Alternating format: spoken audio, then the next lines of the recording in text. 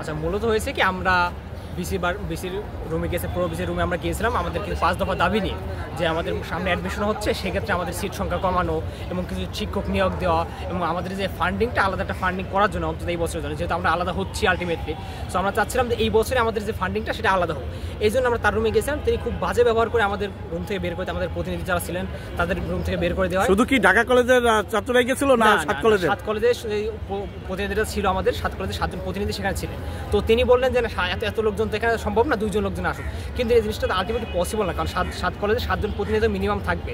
So এক কলেজের প্রতিনিধি অন্য কলেজের প্রতিনিধিত্ব করতে পারবে না। সো সেক্ষেত্রে 7 জন লোক যাওয়াতে তিনি একদম খুবই রুট ব্যবহার করলেন এবং রুম থেকে বের করে দিলেন। তো সেই প্রেক্ষিতে আমরা মানে আপনার ব্লকেট কর্মসূচি পালন করলাম। তারপরে আমরা তার বাসভবন ঘেরাও করার জন্য তিনি কোনো রেসপন্স করলেন না, তিনি কোনো তার যে ভুল হয়েছে ভুলটা স্বীকার করলেন না, তিনি কোনো বিজ্ঞপ্তি দিলেন না। তো তিনি তার মতো কার্যক্রম করছেন। তো আমরা বাধ্য হয়ে তার বাসভবন ঘেরাও করার জন্য, তার বাসভবনের সামনে আন্দোলন করার জন্য আমরা রওনা হয়েছি ঢাবি অভিমুখে। তখন দেখা গেল কি, ঢাকা বিশ্ববিদ্যালয়ের যে শিক্ষার্থীরা আছে, হলের শিক্ষার্থীরা, তারা লাঠি সোটা নিয়ে আমাদের উপরে চড়া হলো। এর মানে কোনো যৌক্তিক ব্যাখ্যা আমাদের কাছে আসছে না, কারণ তিনি তো আমাদের অভিভাবক। বিসি তো শুধু ঢাকা বিশ্ববিদ্যালয়ের স্টুডেন্টদের জন্য না, তিনি তো আমাদের অভিভাবক।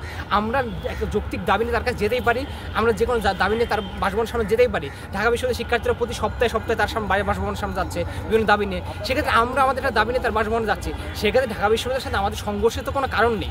সেই ক্ষেত্রে আমরাও শিক্ষার্থী, তারাও শিক্ষার্থীদের হিসেবে শিক্ষার্থীদের বিপক্ষে লাঠি সোটা নিয়ে রাস্তায় দাঁড়ানো, আমাদের উপর আক্রমণ করা, আমাদের সমন্বয়কে পিটিয়ে আহত করা, এগুলো তো কোনো মতে মানে আপনার শিক্ষিত সমাজে এগুলো তো গ্রহণযোগ্য আচরণ না। একজন বিশ্ববিদ্যালয়ের শিক্ষার্থী হিসেবে তাদের কাছ থেকে আমরা কখনোই আশা করি না তা আমরা এরকম আগ্রাসী আচরণ আমাদের একটা কলেজের, একটা ঐতিহাসিক ঢাকা কলেজের বিরুদ্ধে তারা করবে। এই জিনিসটা আমাদের খুবই মর্মাহত করেছে। আমরা খুবই আশাহত ঢাকা বিশ্ববিদ্যালয়ের প্রতি।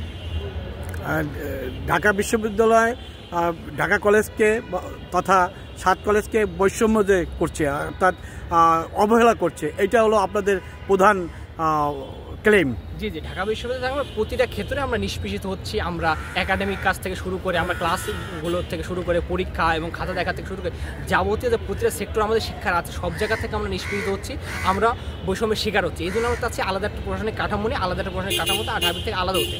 তো এই জিনিসটা তো ঢাবির শিক্ষার্থী বা ঢাবি শিক্ষকের কোনো আমাদের তো সমস্যা হওয়ার কথা না। আমরা তো তারাও শিক্ষার্থীরাও চাচ্ছে আমরা বের হয়ে যাই, আমরা চাচ্ছি আমরা বের হয়ে যাই। কিন্তু এখানে কি জটিলতা এমন কাজ করছে যাতে আমরা বের হয়ে গেলে তাদের সমস্যা, হুট করে তাদের সমস্যা হলো তার রাস্তায় নেমে পড়লো শিক্ষার্থীরা আমাদের আহত করার জন্য, এটা আসলে আমাদের বোধগম্য হচ্ছে না।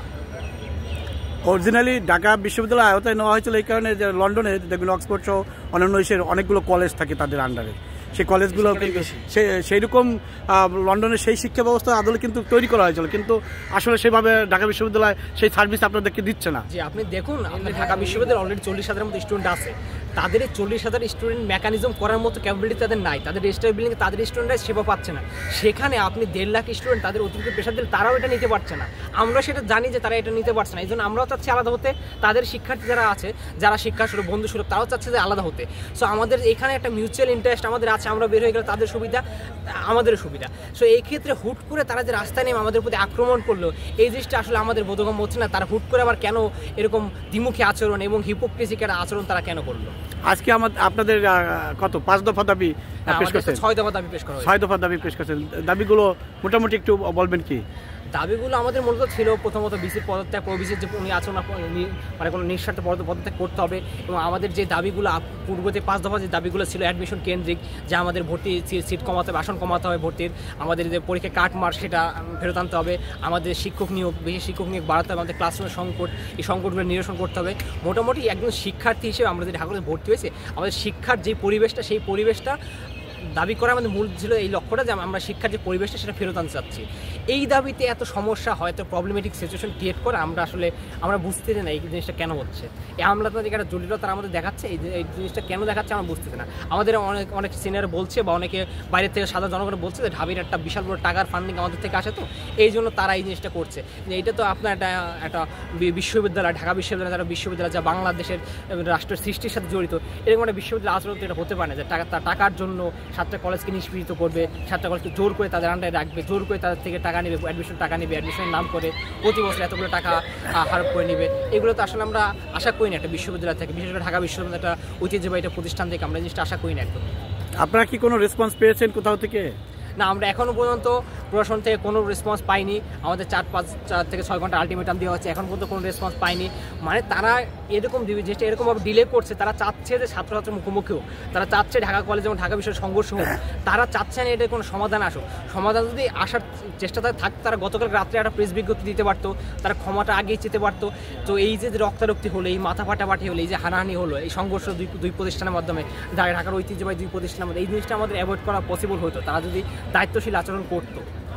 যদি আপনাদের দাবি নাই মানে বা কোনো রেসপন্স যদি নাই করে, তাহলে আপনারা 5টার পরে কি পদক্ষেপ নেবেন? তারা যদি এই ক্ষেত্রে আমাদের দাবি নাই মানে, সেক্ষেত্রে আমাদের তো সায়েন্স ল্যাব ব্লকেট ছাড়া কোনো উপায় নেই। আমরা সায়েন্স ল্যাব, আমরা ঢাকা কলেজ থেকে সায়েন্স ল্যাব ব্লকেট করবো, ইডেন থেকে ওরা নিউ মার্কেট ব্লকেট করবে, বাংলা কলেজ থেকে ওরা মিরপুর ব্লকেট করবে, তিতুমির থেকে ওরা ওই অঞ্চল ব্লকেট করবে।